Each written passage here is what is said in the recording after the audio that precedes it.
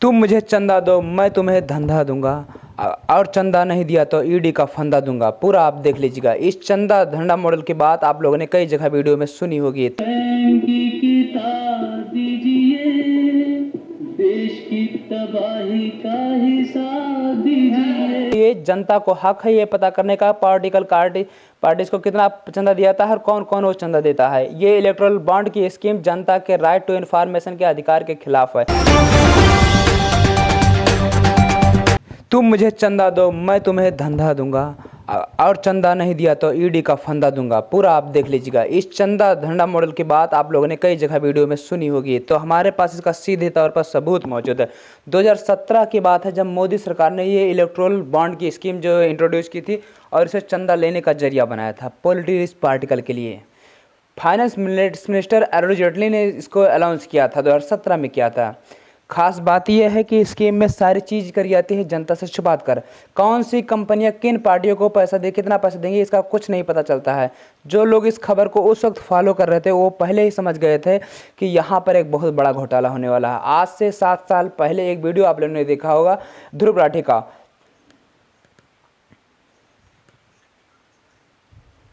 Legal हो चुका है इंडिया में। कंपनी को ये बताने की जरूरत नहीं है कि वो किस पॉलिटिकल पार्टी को डोनेट कर रही है अपना पैसा। ये तो सुप्रीम कोर्ट का हम सबको धन्यवाद करना चाहिए कि इनको अनकॉन्स्टिट्यूशनल घोषित कर दिया गया और ये जो सारे घोटाले 7 सालों में हुए थे अब ये बाहर आ रहे हैं, हमें पता लग पा रहे हैं। हाल ही में हुई इंडिया टुडे कॉन्क्लेव में होम मिनिस्टर अमित शाह ने खुलेआम झूठ बोला। इन्होंने कहा टोटल बॉन्ड्स 20,000 करोड़ के बेचे गए जिसमें से बीजेपी को केवल 6,000 करोड़ की मिलेगी। किसके पास तो अप्रोक्सीमेटली 6,000 करोड़ के बॉन्ड मिले। टोटल बॉन्ड 20,000 करोड़ के बॉन्ड कहाँ गए इनके साथ। एक एंकर भी बैठे थे जो कुछ नहीं बोल पा रहे थे। इनको पता नहीं था या तो भूल गए थे या तो इनको हिम्मत नहीं हुई कि अमित शाह से फैक्ट चेक करने की।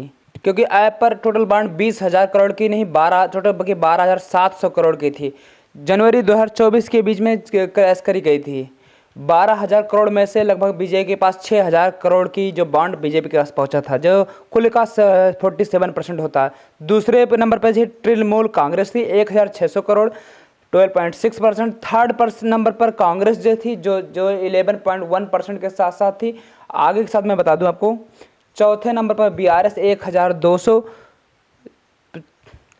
छठे पर डीएमके, पाँचवें पर बीजेडी और वाईआरएस और 300 करोड़ ईडी, 3 शिवसेना 150 करोड़ और बाकी जो पार्टीज थी ओएपीजीडीएस एमसीटी इन सब को 30 से लेकर 70 करोड़ के बीच का चंदा मिला था।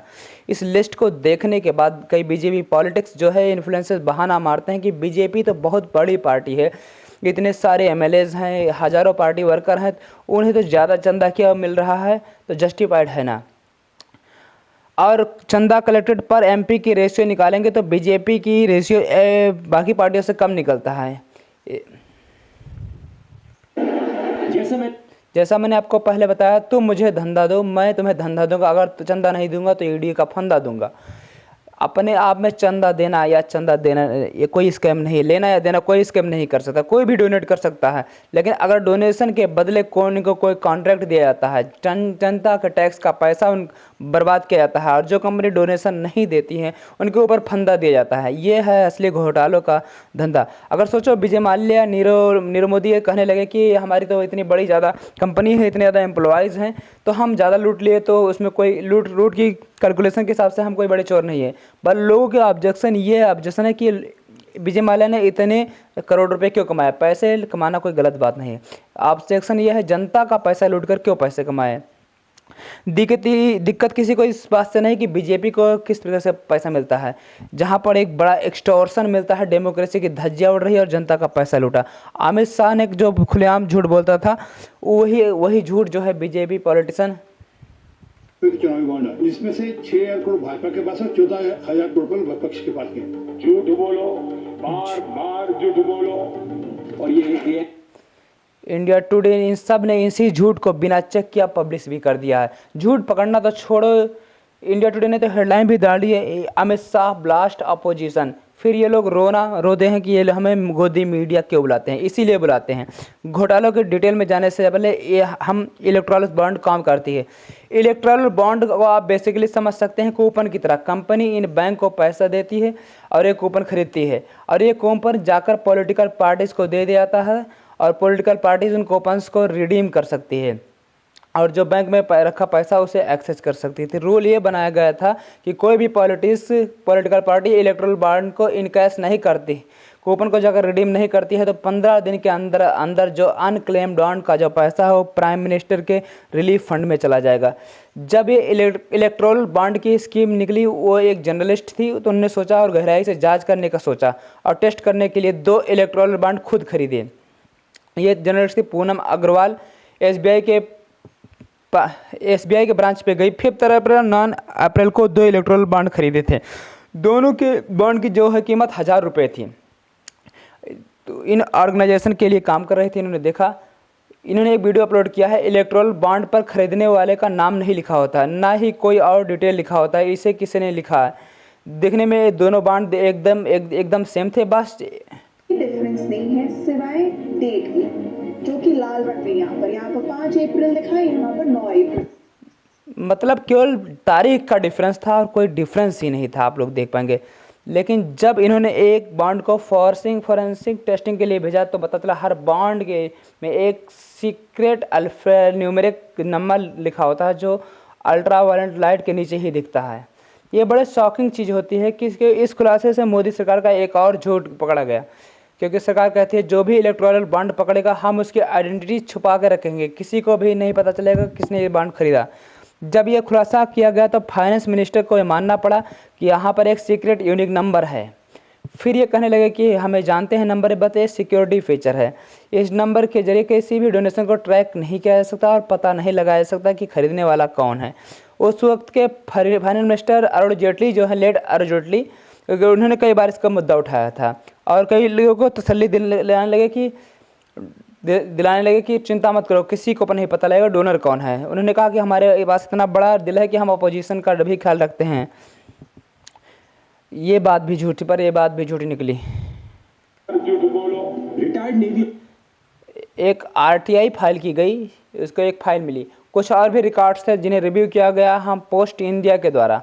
हम सब में एसबीआई ने एक्सप्लेन किया कि रिकॉर्ड किए बिना ऑडिट की बिल करना पॉलिसी नहीं है। बैंक को कैसे पता चलेगा कि यहाँ पर कोई बॉन्ड्स फॉर्ज करी जा रही है?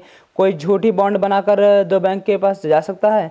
5 जनवरी को 2018 को ये नोटिफिकेशन आती है जिसमें सेक्शन 4 में लिखा होता है एसबीआई को इलेक्ट्रल बॉन्ड्स का डिटेल देनी पड़ेगी अगर उन्होंने पूछा तो। अगर एसबीआई के पास कोई डिटेल थी ही नहीं, अगर एक्चुअली में डोनर डिटेल्स किसी को पता चलनी ही नहीं थी, तो ये रूल कैसे काम करता?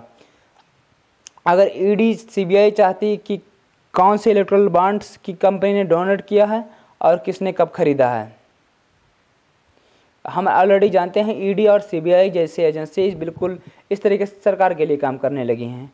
पहला पब्लिक को तो कभी पता ही नहीं चलना था कि कौन सी पॉलिटिकल पार्टिकल को कितना चंदा दिया जाता है और कौन सी कंपनी चंदा देती है, कितने अमाउंट का देती है।